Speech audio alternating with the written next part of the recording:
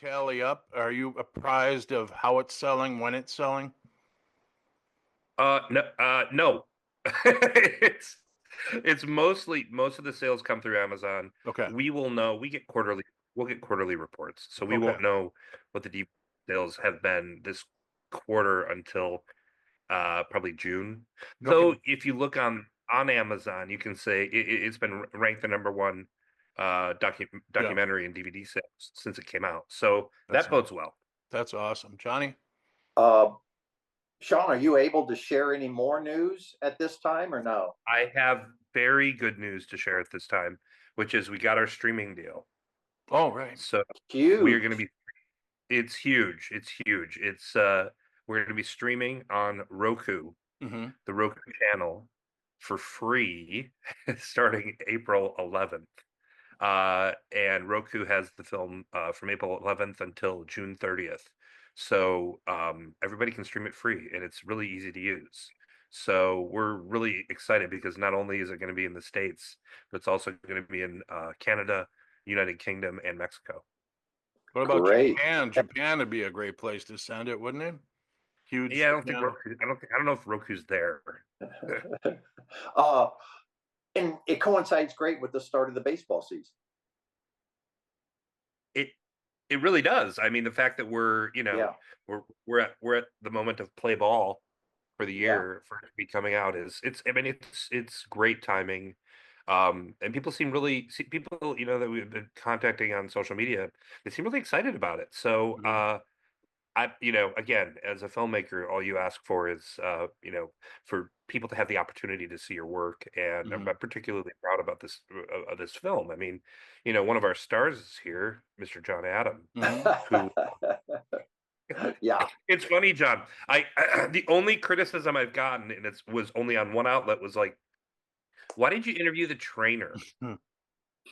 And I have two responses to that. One, Robin told me to, Mm. Yeah. and two, you add this outside perspective. You Mhm. add a perspective that nobody else on the team has. Like you could see the forest for the trees while you were there, Yep. and Yeah. No, I'm I a firm believer in that. That you've got to bring in somebody else Right. other than a ball player. Mhm. You know what I'm saying? You have yeah. to.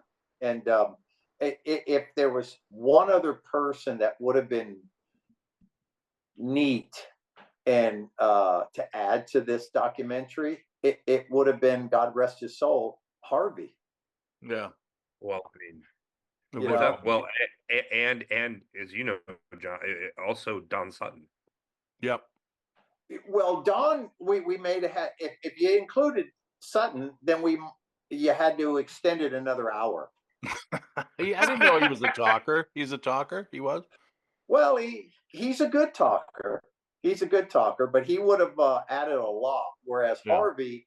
Harvey was a man of few words, but Mm. he was such a baseball man, you know.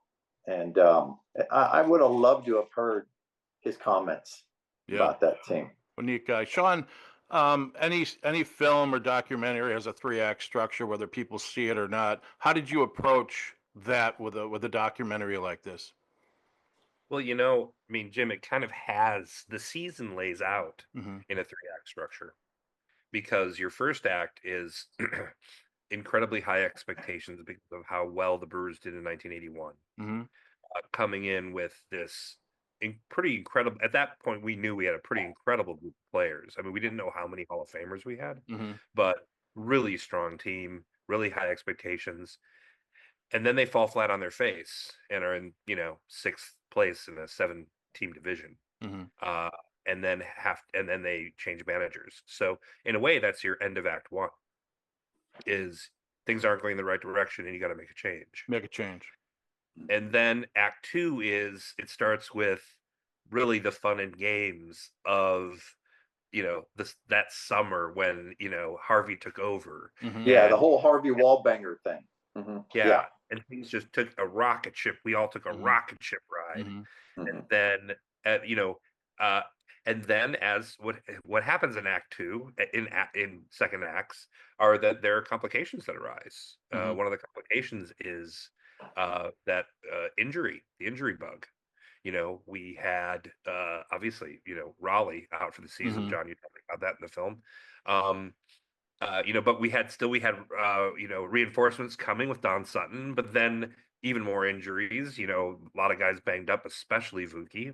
Mm-hmm. And then but you're going over all of these different challenges of, we lose 3 in Baltimore, can we pull it out the last day? And Mm-hmm. we do. We Yeah. lose the first 2 in Anaheim, can we come back and be the first team ever to win 3 in a row? And we Mm-hmm. do. Mm-hmm. And that's kind of your end of act 2, because Mm-hmm. you're like, okay, the third act then is, can we win it all? Mm-hmm.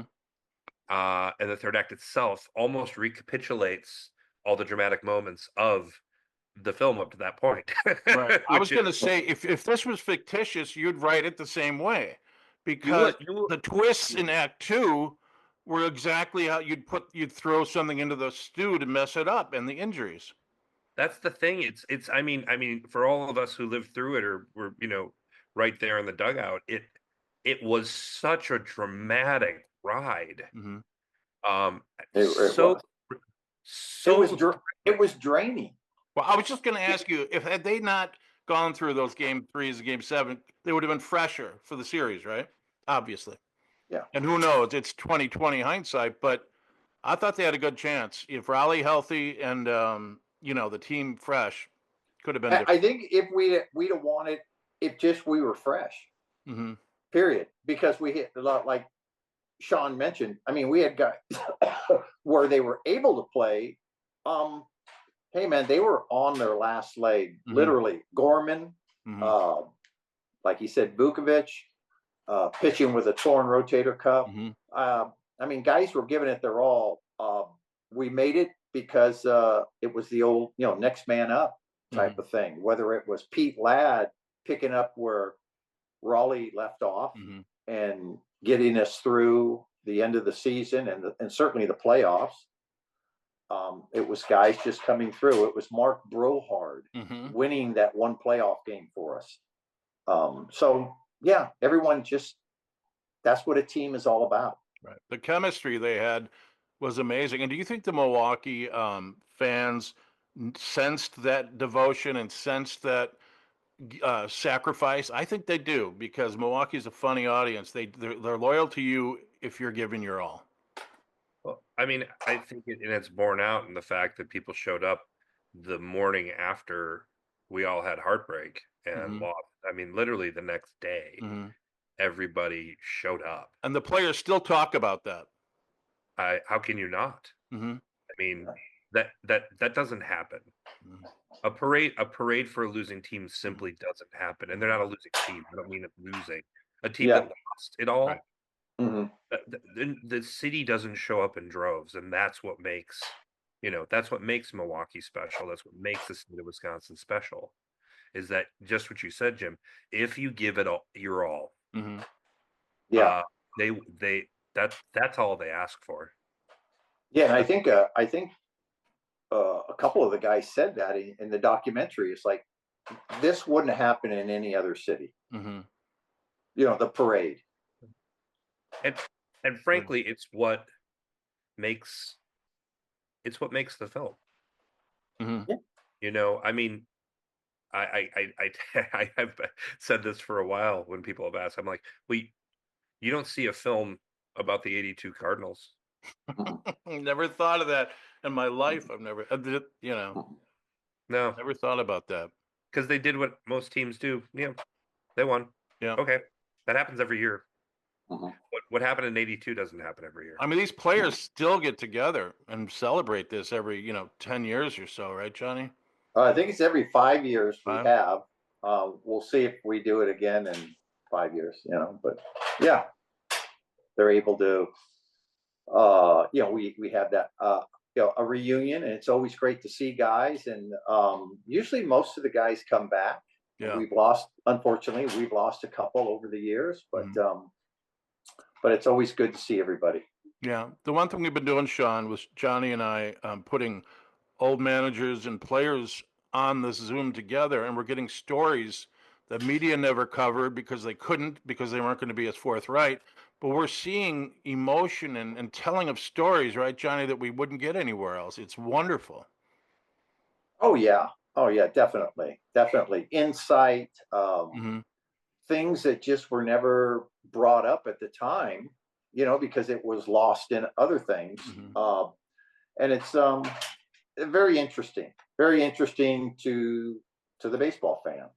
But it takes this kind of vehicle, the Zoom, to bring that out because even if they were in a room together, they might not be as forthright. I just think it's really special that they can have a sense of safety with this and talking about things that, again, that we never would have heard, like Sack telling Gar about something 30 years ago. Why would that come up under any other circumstances? It's interesting to me because they had great relationships. And chemistry is everything to me. If you don't have chemistry like that team did, you can have great talent, but if you have no chemistry, I don't think you make it. No. Well, Sean, let me ask you, when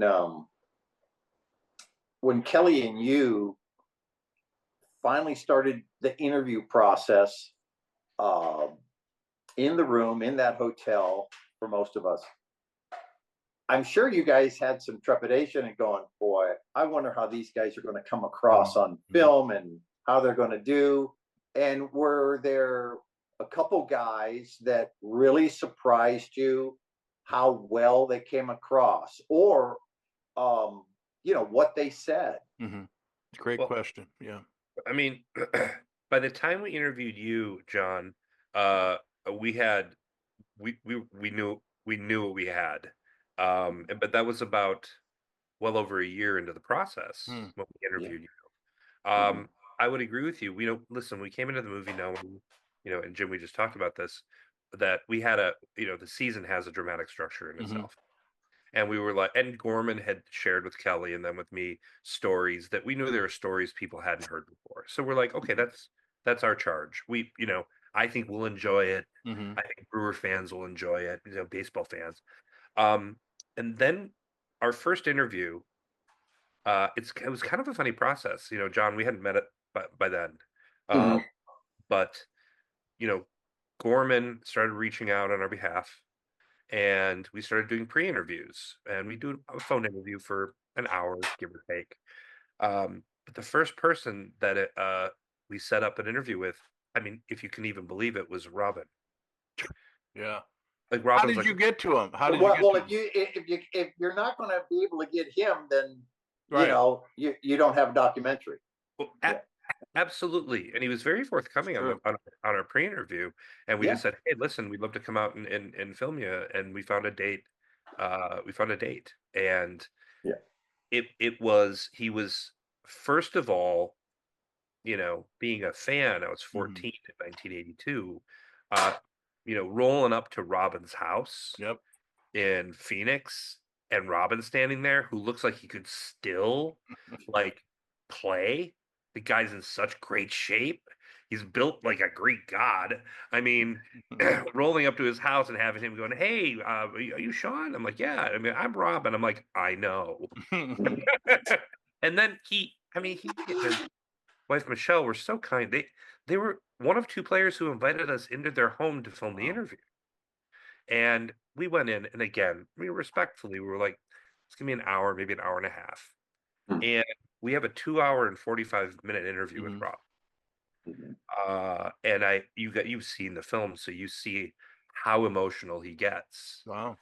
in it, and it's um, I would say that was the moment at which Kelly and I knew Mm-hmm. that we had this is something bigger.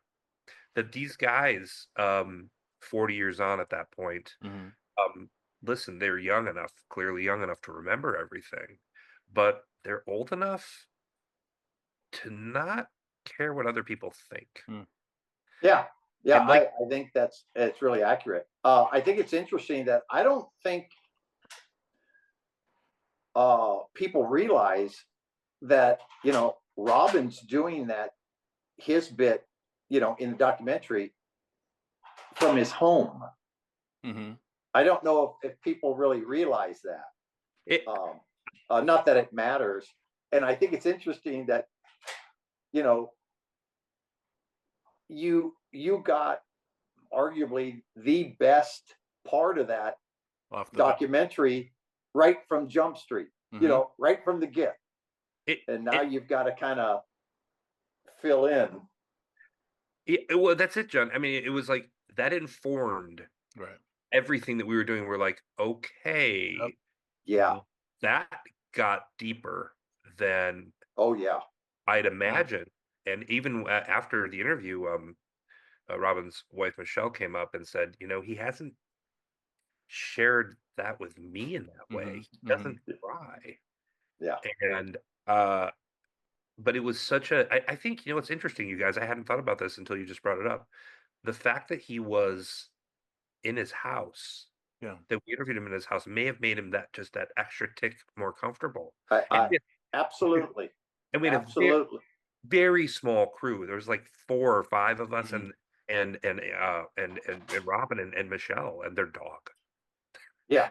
That was it. And it was very peaceful, very Nice. and we gently let him into it. And again, after that, we were like, okay. And then afterwards, again, the nicest people on the planet, they bought sandwiches for the crew. So we Wow. had lunch at their house, and we're talking to the Robin afterwards. He goes, a couple guys you need to interview for this. Mhm. And I was like, okay. He goes, Ted Simmons. Mhm. I don't think you can tell the story of the season without Ted Simmons. Mhm. Yeah. The catcher. And I was like, copy that. And then he goes, there's one other guy, best storytellers I know, Johnny Adam. You got to talk to him because he remembers all the stories. All of them. Johnny and I And, have been doing this for years. That's how valuable Johnny is to me. I get it. He really is. I mean, we talked to Greg Vaughn the other day, and all I said was hello, and then it was it. I didn't say another word for an hour. Johnny and he were just reminiscing, and that's what I love, though. It's not me that we're here for. It's really cool. I think, and I know, Sean, you and I have talked about it a few times, but I think the whole other side of this is just what an arduous task it must have been, the editing. Oh, because you've got these old ball players that are long-winded. Yep. And you've got to cut that down. And you said even Robbins, you had to cut it down. And you and I, Sean, I know it's an old joke, but you've got a whole other documentary just on what ended up on the editing floor. Yeah. As Sean knows, that's called Kill Your Babies. Yeah. You may have something great, but you have to figure where it goes in with the narrative. It's true. You have to make tough choices. But it's funny, I have a lot of thoughts about that because we were in editorial for 2.5 years. Jeez. And it's funny because yes, editing the interviews down was a thing. Of course, you're dealing with 45 hours of interviews. But the really tough thing to do is to find the B-roll to cover everything. Because we had 150 hours of game footage, interviews, stuff from Fox Archives was a huge part. Of course, MLB was a huge part, but it was just the thing. It's funny, by the end, the movie has the pacing of an action film. Yeah. It literally has about the same number of cuts per minute as an action movie does. It's a rocket ship, and and I'm grateful. Our editor did a great job. And no, absolutely. I sat, we know at the premiere, that you guys had in Milwaukee, and I literally sat in between Gantner and Pauly, and so it ends, and then there's a little question and answer thing, and we're just sitting there, the three of us, and we're saying a few things back and forth amongst ourselves, and then someone mentions how long the movie was, and all three of us look at each other and go, really? It was that long? That's a how good quick movie. it goes. That's a good movie. To us, it was amazing. We were blown away. Yeah. Thanks. It was. Yeah. I remember the big push we made when we had about a 3 hour and 20-minute film, which I'd watch, but I but I didn't think that was very Well, responsible. Sean, I watched the Das Boat 4 hour director's cut, so that tells you about me. You know what, Jim? Then we're one and the same. I mean, it doesn't. My wife's like, "What the hell are you doing?" I'm like, enjoying it. Well, that and also like Apocalypse Now Yeah, Redux. and I You haven't know? seen that. Oh wait, Oh, is that the one where they go in depth with the prostitutes? I think I did see yeah, that. yeah, Yeah, yeah, yeah. that was creepy. It's creepy, but it's like the way, once you've watched Redux, you don't go back to I the did original. see it. I just forgot. I see a lot of films. I wanted to ask you, Sean, as a journalist, I learned I don't script, and probably sometimes I should, and I don't script these because I've always found the good answers come from the questions or the answers they give me.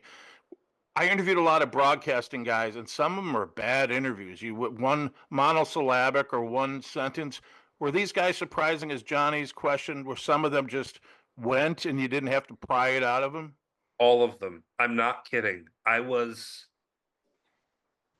I mean, first of all, I'm sitting in the room with my heroes, Mhm. right? Which is enough. And then each of them exceeded expectations. And I mean, I can go through the one Wow. that okay, I'll start from the beginning. There's a player on the team everybody made fun of because of his, incorrect turns of phrase, Gumby, Gumby, Gumby. yeah, but We had he's a famous for that. he's famous for that, and we all love it, right? We all love it. But you wouldn't anticipate how incredibly articulate Really?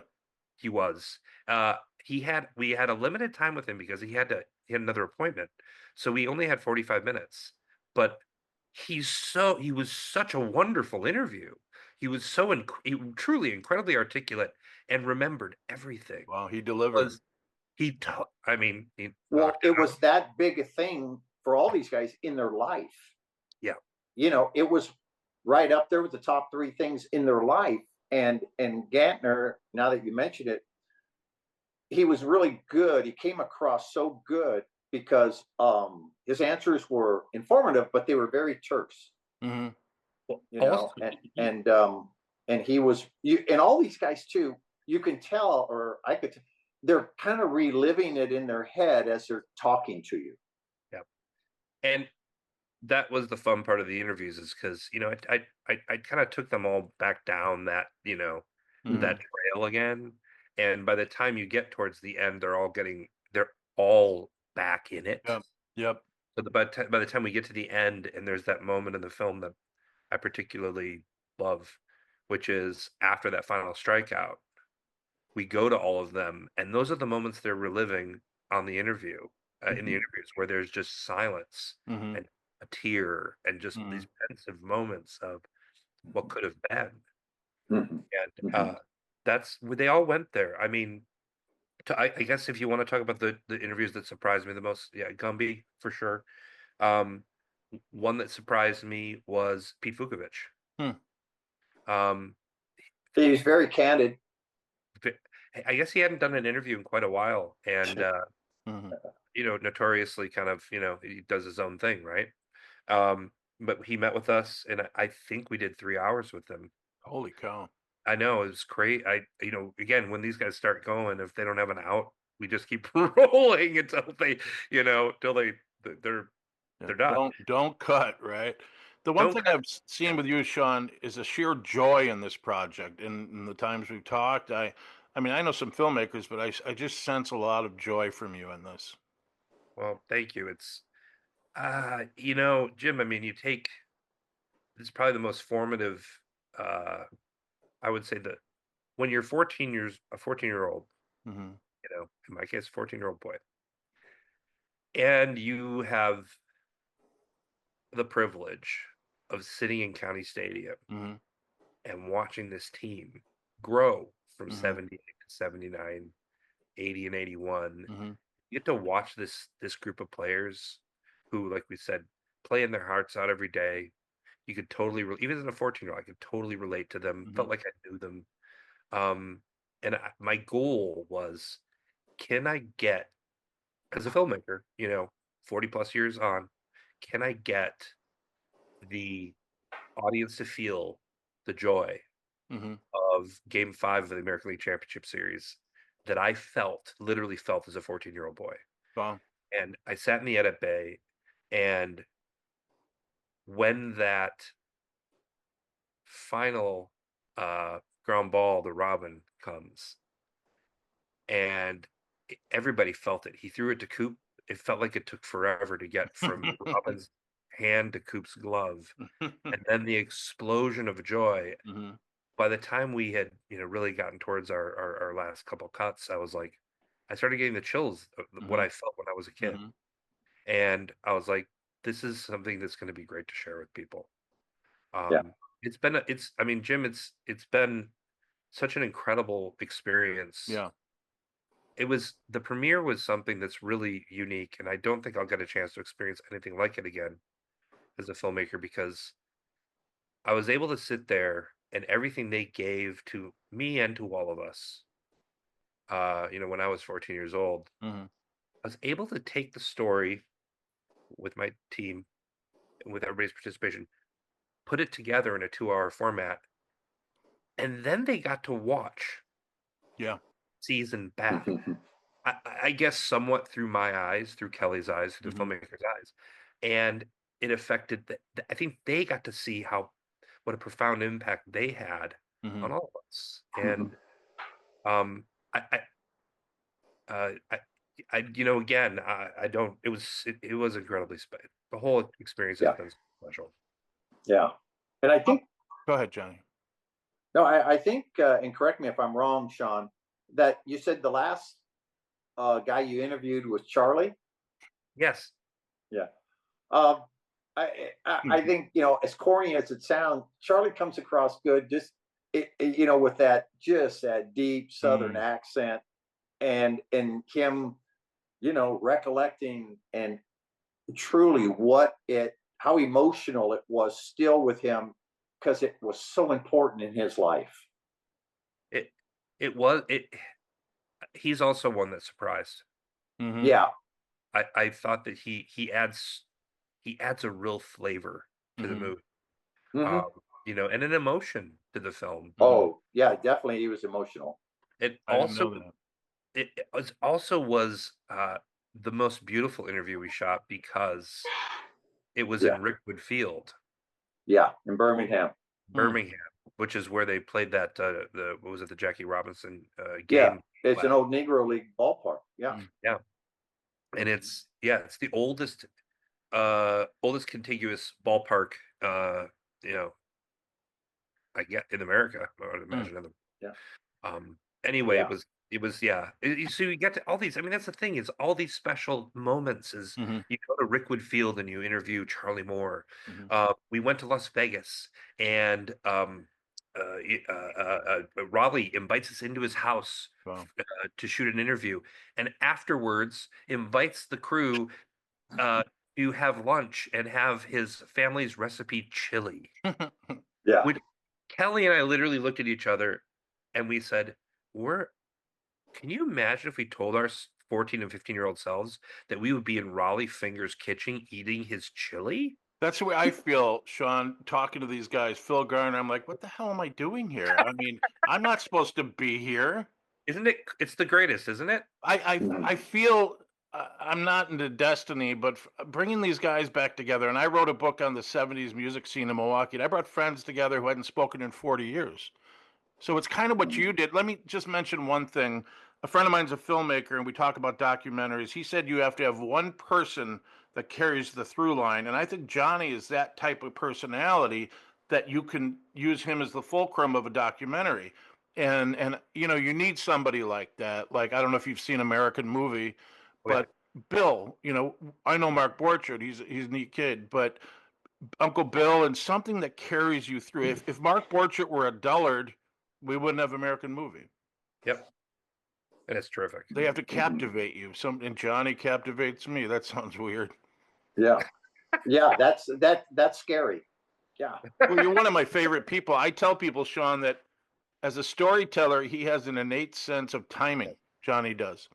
Yes. And he knows so much, but he never rushes it. And I'm always amazed. And Bob Euchre had a comedic timing that I've never seen before. He had an extemporaneous nature about him that would blow comics away. I mean, he had a lot of time to practice, but he was truly a talented timing in comedy. Yeah.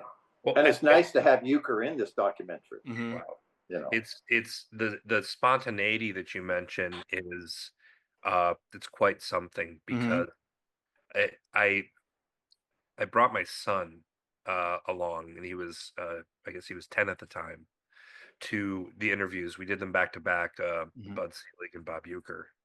Um, and I was kind of like, I think this would be cool for him to, you know, Mhm. s- you know, tell his kids about that he was in the room. And so right after we were done interviewing Uke, I wanted to introduce him to my son. Um, my son's name is Cannon, and so I went up and I said, Bob, I just want to introduce you to my son.